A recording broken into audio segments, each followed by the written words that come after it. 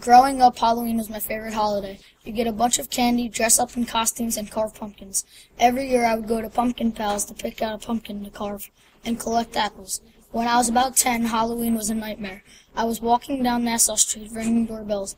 I noticed that this house didn't have any decorations, so I decided to ring the doorbell anyway. As I walked up the pathway, I stepped on something and I heard a screaming so loud that it would break windows. It was a trick. I loved when houses had things that scare you. When I rang the doorbell, nobody came. I rang it again, and still no answer. I heard something moving in the bush. I walked up to it, and I saw a tail sticking out. I poked it, and suddenly there was a dog. I loved dogs. I had 2 dogs, Max and Bailey.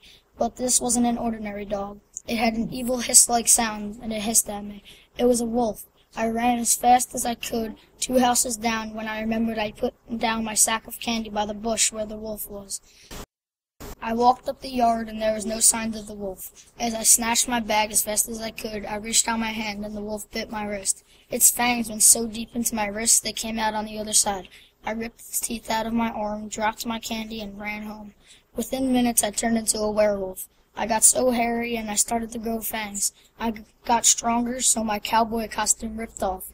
When I went to school the next Monday, all the kids made fun of me so much, I had to go home early. Ever since then, I've been homeschooled. It was a terrible year. I've made no friends, and I don't ever go out. But this Halloween was the best day of my life. I went out for Halloween, and I got 3 sacks full of candy. Everybody loved my costume because it looked so literal, and they thought it wasn't really a werewolf. I met these 2 kids, John and Jared. They are really nice, and they don't think I'm a complete freak. They understand what happened to me, and it wasn't on purpose. They were the only friends I ever had since I got bitten. They want me to bite them so we can be equals, so I guess we are going to know each other a lot since we are practically the same family.